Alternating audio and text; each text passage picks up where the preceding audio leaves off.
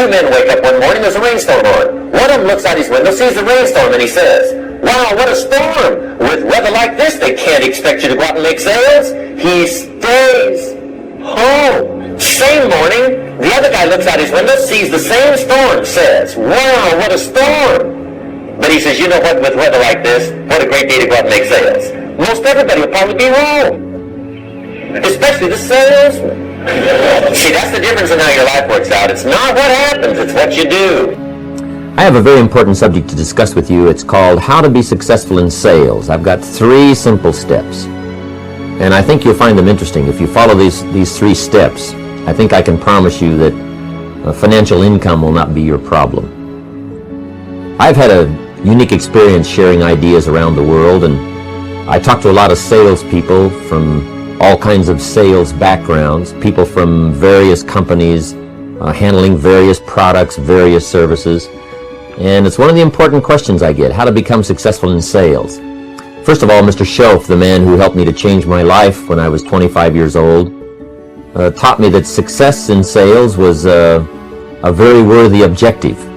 He said sales will get you the kind of income you want, and you'll learn a lot of lessons about people and about life and lifestyle if you get involved in sales, and I found out that that was true. So sales is a very worthwhile project to work on. The art of persuasion, getting people to buy, getting them to change, getting them to act, getting them to respond. And if you'll follow the 3 simple steps I've got for you to consider today, I think you'll find things will go much better for you if you happen to be involved in a sales career.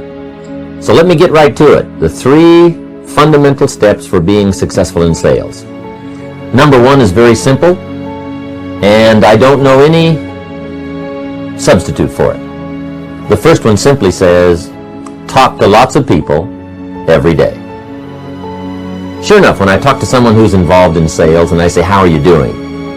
And this person may say, "Well, things aren't going too well at the moment. I'm not doing very well in my sales career." My first question always is, how many people did you talk to yesterday? And I find that sure enough, the person, instead of giving me this figure that I can jot down, how many people they talked to yesterday, they give me a story. They tell me that they had some places to go and they had some things to do, and some things came up and so on. So no, they didn't talk to anyone yesterday. And I say, well, we've already identified the problem. Because the first step to success in sales is talk to lots of people every day. And then at the end of the day, it's very important to do one more thing. Jot down how many people you talk to. Just put a little number down somewhere in your journal. I talked to 10 people today. I talked to 5 people today. I talked to 3 people today. However many. Just keep track. It's a good idea to keep track of all the numbers, because just like a baseball player, to be successful, you got to know your batting average. You got to know how you're doing. Your contacts versus your presentations versus the close or the actual sale, and how much money you're earning. You got to keep track of all of those figures, because figures tell the story, and the figures don't lie. And there's one thing we don't want to do as we go through life, and that's kid ourselves. A delusion is probably one of the worst diseases to suffer. The guy keeps walking west looking for the sunrise. I mean, he just doesn't know, he doesn't understand. But this is the first fundamental for success in sales. Talk to lots of people every day, and at the end of the day, keep track of the numbers so you can go back over last week, you can go back over last month's numbers, and find out where some of the problems are. Okay? Now, if you talk to lots of people every day, I can promise you 2 things will happen. For sure. Number 1, you're bound to make sales if you talk to enough people. Even if you're just getting started in your sales career, or you just started for some new company, selling some new products, and you're not very good at it at first, people will still buy if you talk to enough of them. Because I have found that some people buy for the strangest reasons. Honest. So if you talk to enough people, you'll find a whole variety of reasons why people will buy, and you'll have a chance to make sales. Some people buy out of sympathy. for the salesperson. They really don't want to see your kids starve. And if you make a sincere presentation, even if it's faulty, somebody will buy just because they're benevolent. They want to help somebody, and you happen to be the next person along. So if you talk to lots of people every day, sure enough, you'll find some people that will buy because they're sympathetic. Okay? Now, some people buy for other strange reasons. Some people buy just because they have the wherewithal to buy. If I'm talking to someone and I know they're a person of means and they say, why should I buy your product or your service, Mr. Rohn? I simply say, well, because you can. I talk to people all day long who can't, but you can. So let me have your check. And sure enough, some people, just because they have the wherewithal to buy, will become a good prospect for a customer. So if you talk to lots of people every day, you're bound to make some sales. Even if at first your presentation was so bad you just went around all day saying to lots of people, you wouldn't want to buy anything, would you? Sure enough, somebody's going to say, well, maybe I would. What are you selling? And that'll get the process started. So if you talk to lots of people every day, you're going to find some people that will buy your product, that will buy your service. But that's the key. Talk to lots of people every day. Now here's the second thing that will happen. If you talk to lots of people every day, you're bound to get better.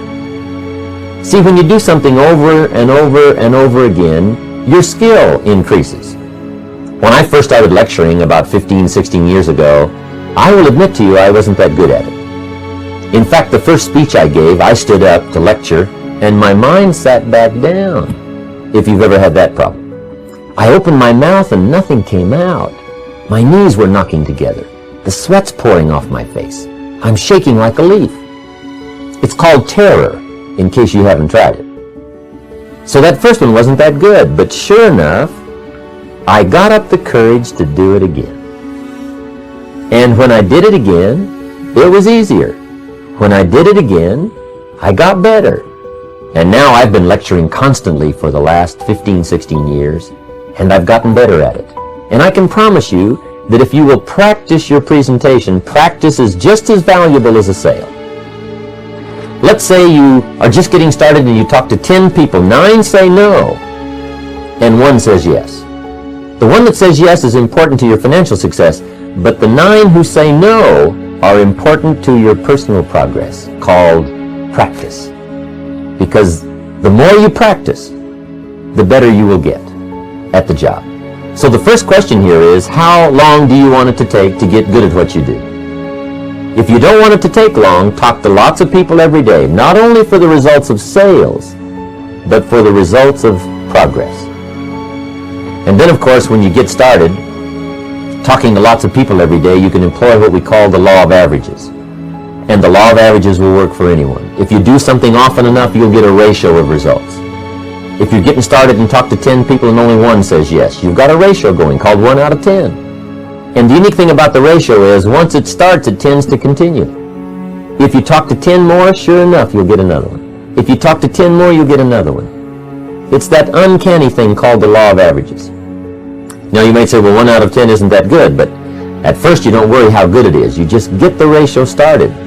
Then when you know you've got a ratio like 1 out of 10, see, you can start to compete. If I just joined the company and I can only get 1 out of 10, and you've been there for a while, so you can get 9 out of 10, if we have a contest, you and me, I will win. And the reason is because during the month, if it's a contest for a month,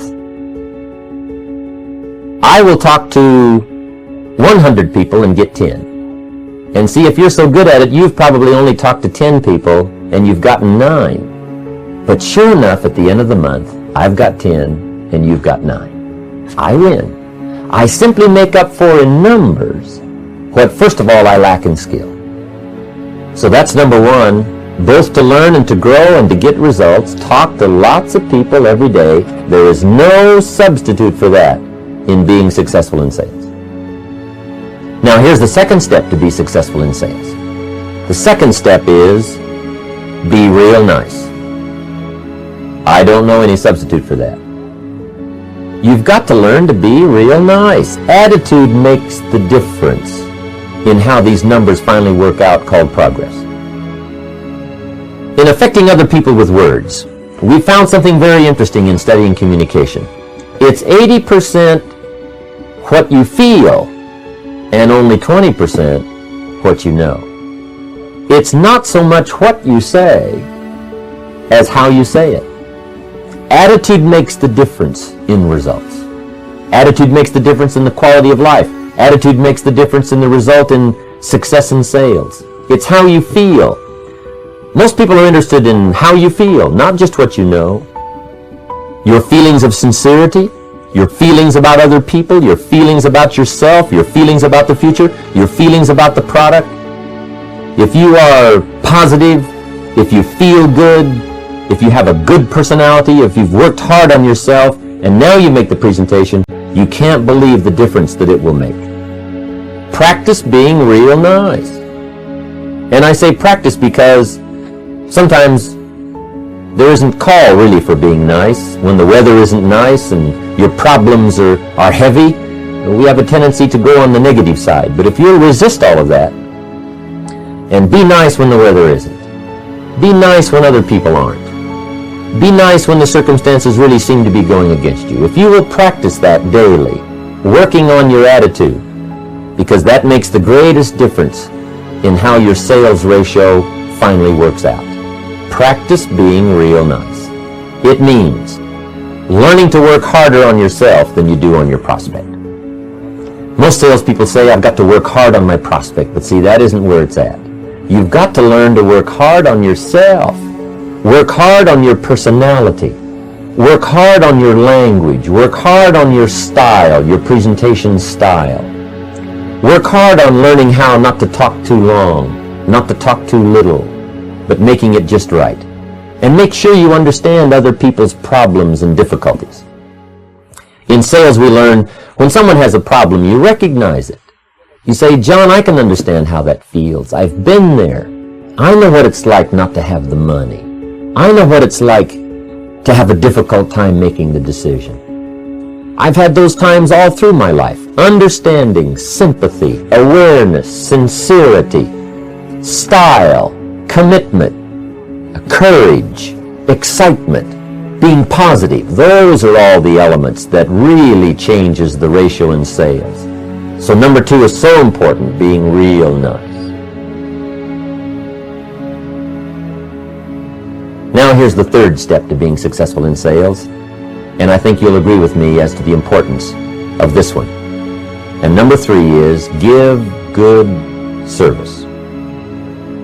There's no substitute for good service.